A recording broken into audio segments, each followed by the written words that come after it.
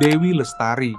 Wanita cantik yang berusia 25 tahun ini adalah seorang wanita muda yang tinggal di Dusun Biro, Desa Curungrejo, Kecamatan Kepanjen, Kabupaten Malang. Ia telah menikah dan sudah dikaruniai 2 orang anak. Dewi dikenal sebagai sosok yang lembut dan pekerja keras. 2 tahun terakhir menjadi masa yang berat bagi Dewi. Suaminya terjerat kasus narkoba dan harus berurusan dengan pihak berwajib. Kejadian itu menghancurkan stabilitas keluarga dan membuat Dewi harus hidup sendiri sambil mengasuh kedua anaknya. Dewi pun pindah ke Malang pada tahun 2020. Dengan keberanian yang besar, Dewi memutuskan untuk mengambil pekerjaan sebagai pemandu lagu di salah satu tempat hiburan malam di Malang.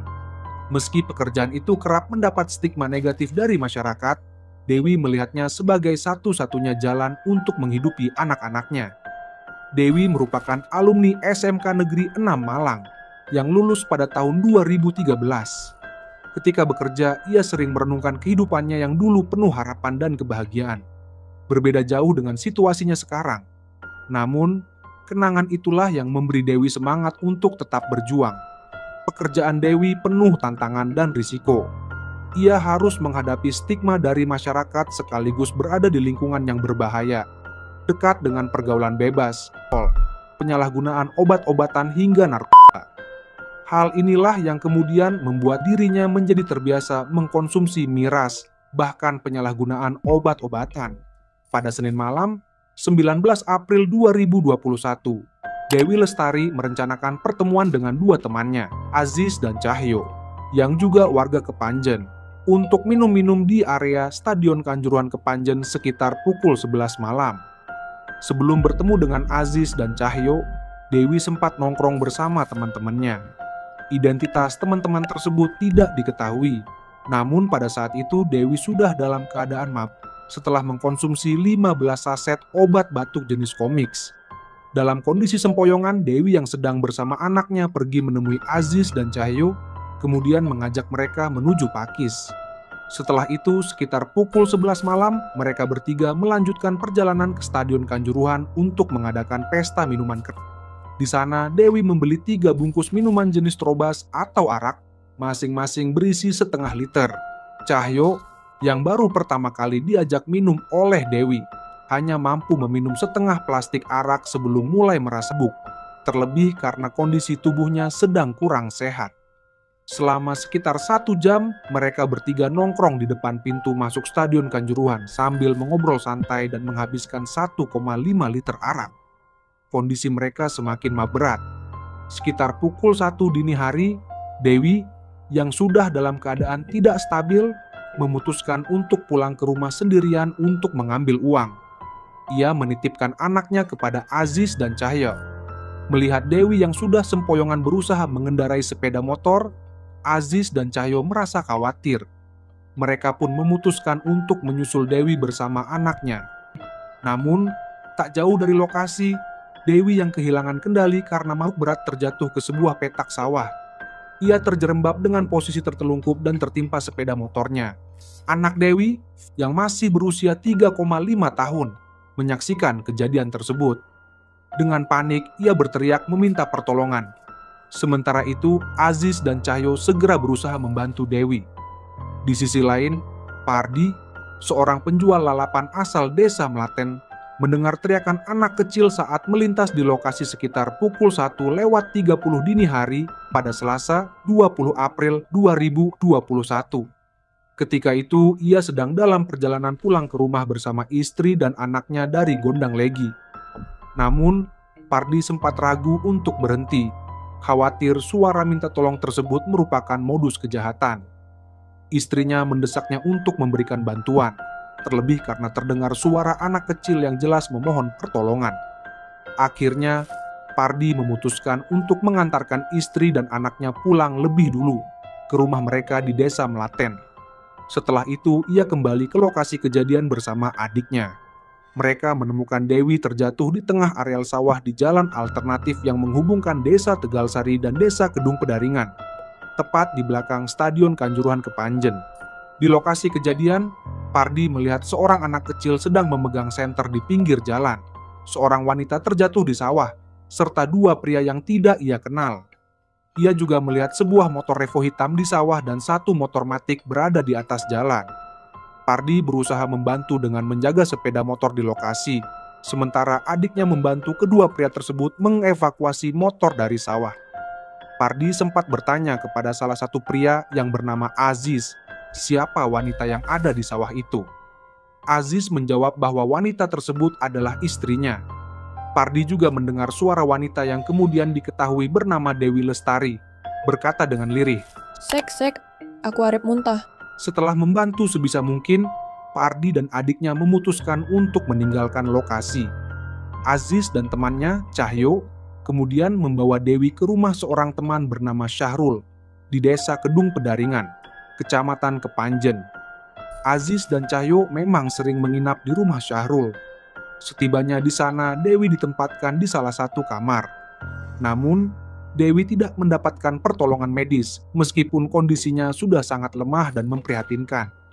Syahrul yang baru kembali dari menonton balapan di Jalinbar pada Selasa 20 April 2021 sekitar pukul 2 dini hari, terkejut saat melihat seorang anak kecil masih terjaga dan seorang wanita yang tergeletak lemas di kamarnya. Ia juga mendapati Aziz dan Cahyo berada di rumahnya. Anak Dewi sempat memohon kepada Syahrul, "Om, tolong Mama. Om, belikan obat. Mama sakit." Syahrul merasa bingung dan gelisah. Ia sempat mendengar Dewi merintih kesakitan, terutama di bagian dadanya. Namun, merasa tidak ingin terlibat lebih jauh, Syahrul memilih pergi dari rumahnya dan meninggalkan pesan kepada Aziz dan Cahyo agar bertanggung jawab atas kondisi Dewi. Syahrul kemudian pergi ke rumah temannya, Ucil, dan menginap di tempat saudara lainnya selama 2 hari karena takut pulang. Pada pagi hari sekitar pukul 7 pagi, Aziz berangkat kerja setelah sempat berpamitan kepada Dewi. Meskipun Dewi masih memberikan respons, kondisinya terlihat sangat lemah. Sementara itu, Cahyo membawa anak Dewi ke rumahnya, karena anak tersebut memang sudah akrab dengan ibu Cahyo. Namun, sekitar pukul 10 pagi, Dewi menghembuskan napas terakhirnya. Kabar ini langsung diketahui oleh Cahyo dan Aziz. Cahyo pun sempat membacakan surah Yasin sebelum Dewi meninggal, tetapi keduanya tidak melakukan tindakan apapun untuk menangani situasi tersebut. Mereka hanya datang ke rumah Syahrul untuk melihat jasad Dewi, tanpa upaya memberikan bantuan atau menghubungi pihak keluarga Dewi. Tindakan mereka yang seharusnya bertanggung jawab justru menunjukkan kelalaian, sehingga Dewi, seorang wanita cantik asal Dusun Biro, Desa Curung Rejo, Kecamatan Kepanjen, meninggal dunia dalam kondisi yang tragis.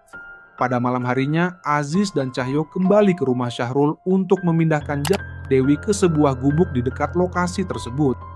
Mereka menutup jasadnya menggunakan kelambu dan banner agar tidak diketahui warga, lalu meninggalkannya begitu saja. Hingga keesokan harinya, Rabu 21 April 2021, Dewi masih dibiarkan tanpa penanganan apapun. Cahyo sempat beberapa kali memeriksa jasad tersebut, tetapi tidak menunjukkan niat untuk menguburkan atau memberitahu pihak keluarga Dewi. Barulah pada Kamis malam 22 April 2021, Aziz dan Cahyo memutuskan untuk memindahkan jasad Dewi ke kebun tebu yang berjarak sekitar 100 meter dari gubuk tempat jasad tersebut sebelumnya diletakkan. Sekitar pukul 8 malam, mereka mengangkat dan menyeret jasad Dewi, hingga beberapa helai rambutnya terlepas selama proses tersebut. Setelah sampai di kebun tebu, mereka merasa ada cahaya senter yang menyorot ke arah mereka.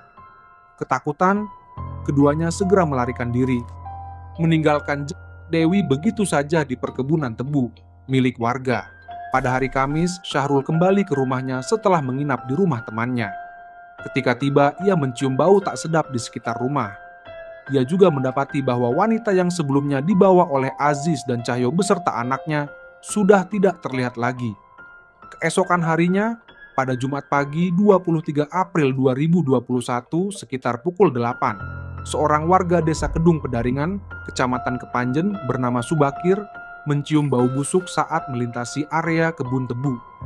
Ketika mencari sumber bau tersebut, Subakir melihat sesuatu yang awalnya ia kira adalah orang gila yang tidur di kebun warga. Untuk memastikan, ia memanggil adiknya, Slamet Riyadi. Setelah Slamet Riyadi memeriksa lebih dekat, ia terkejut karena menyadari bahwa itu bukan orang gila. Itu ditemukan tertutup karpet oranye dan terikat tali. Slamet dan Subakir segera melaporkan penemuan tersebut kepada perangkat desa setempat. Laporan ini kemudian diteruskan ke Polsek Kepanjen, sebelum akhirnya dilimpahkan ke Polres Malang. Dugaan awal menyebutkan bahwa korban merupakan perempuan tanpa identitas yang menjadi korban pembunuhan. Jenazah kemudian dibawa ke kamar RSSA Kota Malang untuk menjalani pemeriksaan. Dari hasil penyelidikan awal, polisi menemukan bahwa karpet yang digunakan untuk membungkus tersebut berasal dari rumah Syahrul. Lokasi berdasarkan temuan ini disimpulkan bahwa Dewi tidak meninggal di lokasi penemuan jasad, melainkan jenazahnya dibuang ke tempat tersebut. Diperkirakan Dewi telah meninggal 2-3 hari sebelum ditemukan, dengan jasad yang sudah menunjukkan tanda-tanda pembusukan. Setelah penyelidikan intensif, pada Rabu, 28 April 2021, polisi berhasil menangkap kedua tersangka. Cahyo diamankan di rumahnya di Desa Kedung Pedaringan, sementara Aziz yang sempat bersembunyi berhasil ditemukan di rumah temannya di Desa Sempol, Kecamatan Pagak, Kabupaten Malang. Atas perbuatan mereka, kedua tersangka dikenakan pasal 359 KUHP dan pasal 181 KUHP dengan ancaman hukuman maksimal 5 tahun 9 bulan penjara. Polisi menyebut bahwa kasus ini tergolong unik. Meskipun bukan merupakan kasus pembunuhan langsung, tindakan keduanya tetap dinilai salah. Mereka membiarkan korban dalam kondisi kritis tanpa memberikan bantuan atau melaporkan kepada pihak keluarga atau kepolisian, dan bahkan berusaha menyembunyikan jasad korban setelah kematiannya. Gimana nih kalau menurut kalian guys tentang kasus ini? Jangan lupa subscribe, like, dan bagikan ke teman-teman kalian jika video ini bermanfaat. Terima kasih, sampai jumpa.